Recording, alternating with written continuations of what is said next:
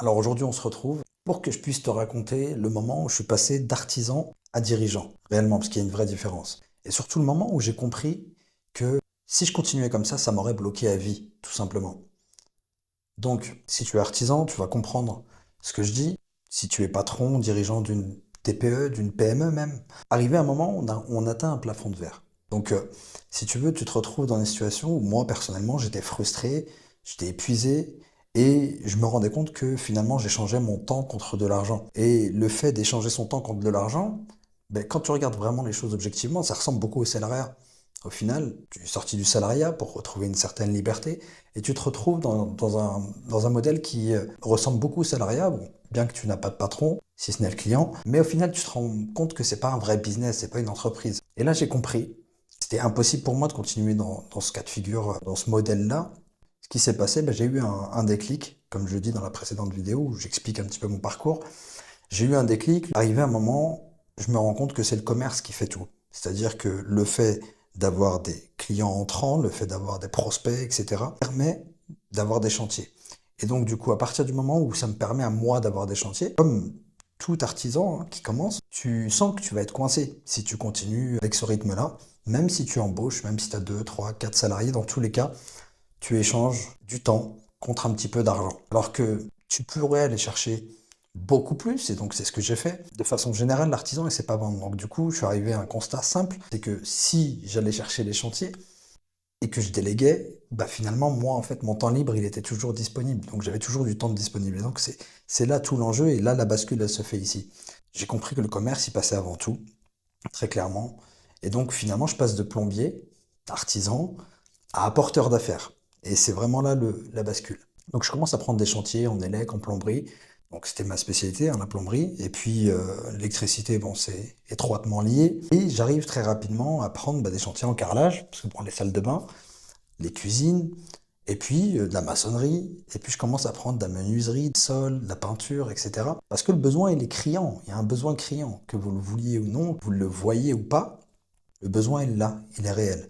Et donc, du coup, ce qui se passe, c'est que vos clients, ils ont besoin de vous pour ce que vous faites dans votre spécialité, mais ils ont besoin aussi d'autres artisans. Et donc, s'ils peuvent corréler, faire un seul bouquet de travaux avec un seul interlocuteur, un seul planning, etc., ça leur fait gagner du temps. Donc, finalement, je pars sur ce raisonnement-là. Alors, ça n'a pas été fait d'un coup, hein, clairement, mais je comprends le besoin. Et donc là, je commence à ne plus réaliser de chantier, ne plus exécuter et d'aller chercher uniquement du chantier. Et à partir de ce moment-là, ce qui se passe, je prends un artisan, puis deux, puis trois, puis j'arrive à 40, jusqu'à 40 artisans. Alors j'ai mis évidemment une méthode autour de tout ça pour les gérer, mais je fais, en une année, je fais 80 000 euros de chiffre d'affaires. 80 000 euros de commission. Alors attention, c'est plus du chiffre d'affaires d'artisan, c'est de la commission d'un porteur d'affaires. Je prenais 12 à 15% environ de commission sur les chantiers. Et à ce moment-là, je fais un calcul rapide. Et déjà, je comprends le potentiel qui est énorme, parce que le besoin, il était vraiment là. Ici, je tiens à préciser rapidement, petit aparté, on parle de chantier de particulier, c'est du marché privé, c'est du particulier. Alors j'ai testé tous les marchés, je pourrais revenir dans d'autres vidéos, je pourrais y revenir et vous expliquer exactement les tenants et les aboutissants, pourquoi les autres marchés ne fonctionnent pas, que ce soit les appels d'offres publics, privés, tout ce qui est neuf évidemment, les lotissements, les appartements, les commerces, le tertiaire, etc. Là je vous parle de marché privé particulier. Et donc je comprends le gros potentiel et puis que j'étais capable de plus surtout. Et donc à ce moment-là, c'était simple. Ce qui se passe, j'ai une quarantaine d'artisans, je prends de la commission comme je vous l'ai dit, et là c'est du cash, hein, à part le carburant qu'il faut payer, le midi s'il faut manger, mais en soi c'est du bénéf, parce que c'est de la prestation de service. Tu mets en relation des artisans avec des porteurs de projets, des clients, et tu es un intermédiaire. Sauf que au final, alors je gagnais bien ma vie, je vais pas me, à ce moment-là, c'est d'ailleurs une des premières fois que je me rends compte qu'on peut gagner honnêtement sa vie, vraiment de façon éthique, sans avoir à vendre de crédit, sans avoir à passer par des méthodes borderline, etc. Et donc là, je commence à vendre réellement de la prestation éthique, de façon honorable, si je puis dire, et puis où je pourrais me regarder dans une glace. Donc j'ai gagné 5-6 000 euros, hein. C'était pas négligeable, donc tu enlèves les charges, surtout que c'était ma première année, donc du coup j'avais très très peu de charges, j'étais en entrepreneur individuel à l'époque, et donc je gagnais 5-6 000 euros par mois, ce qui était très confortable, mais je me rends compte qu'il y a un gros potentiel. Là, je tombe sur une problématique assez importante, c'est que le client final, ne comprend pas que je suis juste un intermédiaire. Il comprend pas forcément que, au final, je l'ai mis en relation avec des artisans. Donc, je suis un mandataire. Donc, du coup, je suis mandaté par le client pour trouver des artisans. Une fois que je trouve des artisans, je me retire de l'équation et c'est à eux de gérer, en fait, avec les artisans en direct, puisque c'est l'artisan qui facture le client. Et moi, mes vrais clients finaux, ceux qui me payaient, c'était les artisans. Je me rends compte que le client fait pas la distinction entre mon rôle à moi qui est intermédiaire et celui des artisans, parce que tu crées un feeling avec les clients, c'est toi qui les rapproches avec les artisans. Tout ce qui était problème me retombe dessus, tous les retards, les SAV, les plannings, tout ce qui était attrait au planning, etc. Alors que moi, j'avais pas de maîtrise sur ça. J'avais pas de maîtrise ni sur les matériaux, ni sur le planning, ni sur les horaires d'arrivée des ouvriers. J'avais aucune maîtrise là-dessus. Les gars, ils sont indépendants, ils travaillent à leur compte. Au final, c'est là que tu vois que ça a des limites. Donc j'étais apporteur d'affaires, c'est ce qu'on peut appeler ça du courtage. C'est du courtage en travaux, hein. C'est exactement la même chose. Moi, je m'en rends compte sur le tas, en fait, que c'est du courtage. Et le métier de courtage, alors je suis désolé s'il y en a qui regardent, mais c'est un métier qui est super traître. Parce qu'au final, quand tu maîtrises bien la partie technique, quand tu maîtrises la partie commerciale, on en reparlera plus tard, mais c'est pas compliqué du tout, et que tu maîtrises ces aspects-là, derrière, tu as une certaine confiance de la part du client, mais tu peux pas aller vraiment au bout de la démarche dans le sens où tu vas conduire le chantier, etc. On n'est pas contractant en général. On n'est pas maître d'œuvre non plus. Donc au final, je me retrouve encore bloqué.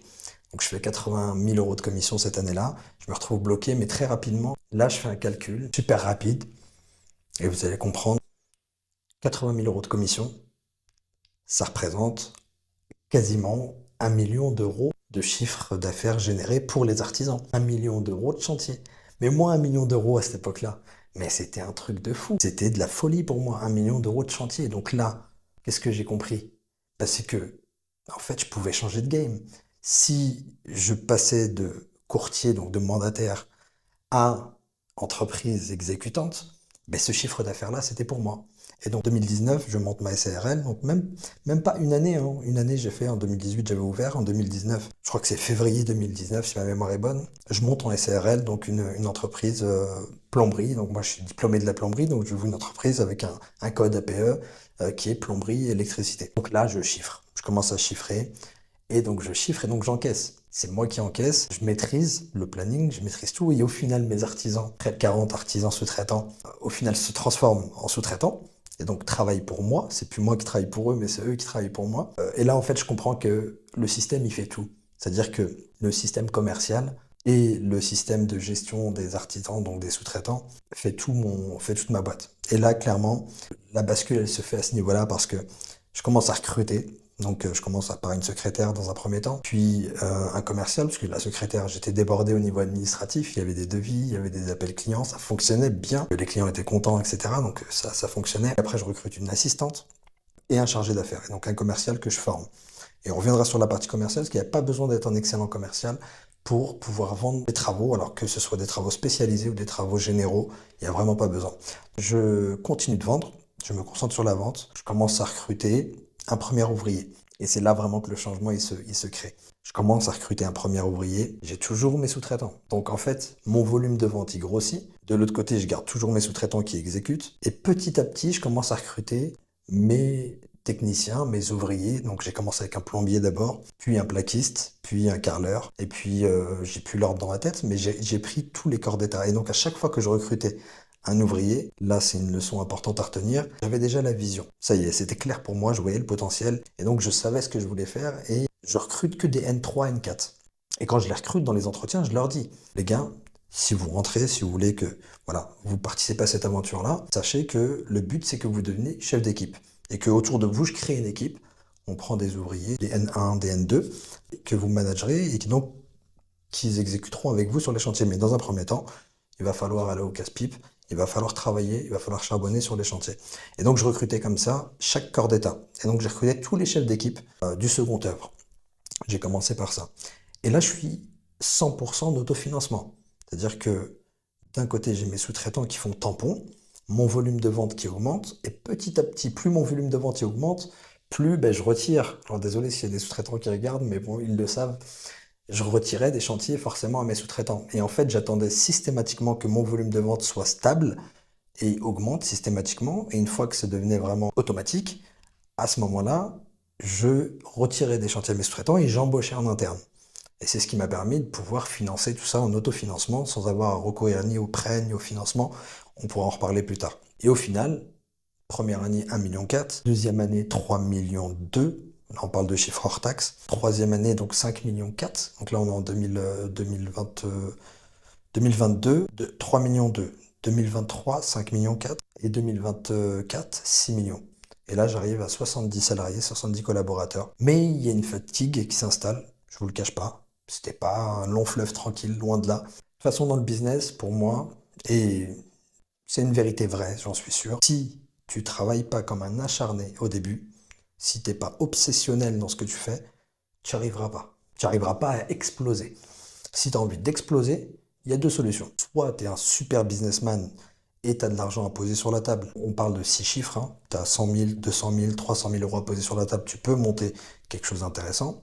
Si tu pars de zéro comme moi, et je pense que beaucoup se retrouvent là-dedans, il te faut absolument une force de travail assez importante. Donc je travaillais, honnêtement, je faisais 2 journées en une. Je me réveillais à 6 heures du matin.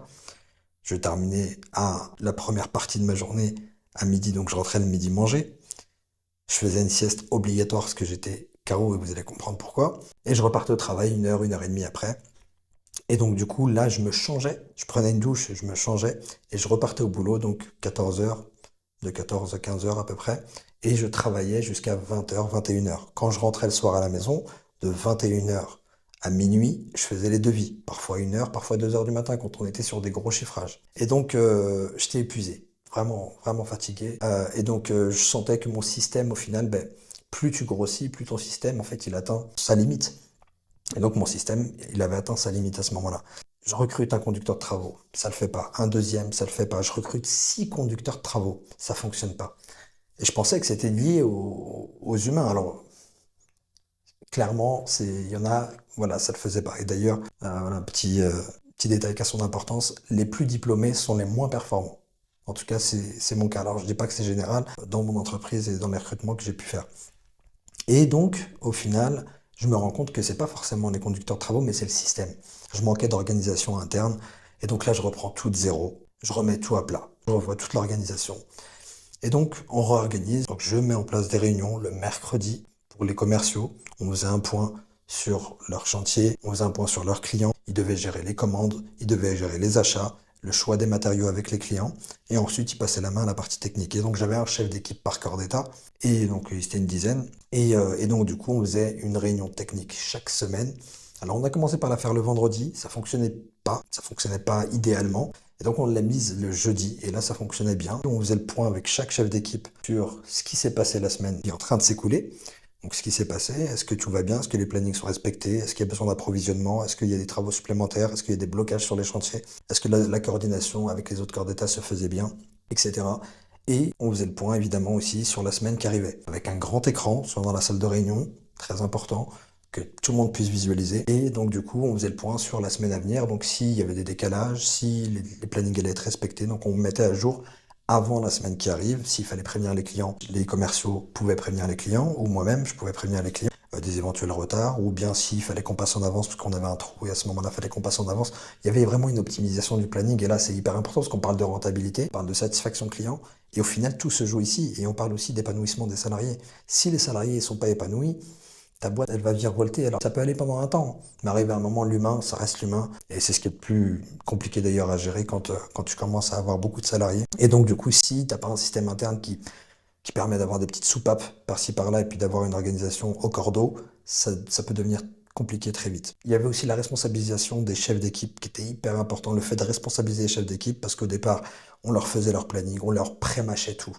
Et quand tout est prémâché, bah, l'être humain c'est pareil, au bout d'un moment, il va commencer à devenir suffisant et donc du coup il va se laisser porter. Alors que quand il est responsable de ce qu'il fait, donc ils avaient la main sur les plannings. Et donc quand j'avais une intervention à changer, quand j'avais un planning à rallonger, quand j'avais des travaux supplémentaires à incorporer au planning, c'était lui de sa propre main qui mettait ça sur le planning. Et donc ils avaient la main sur le planning pour lui et pour ses gars.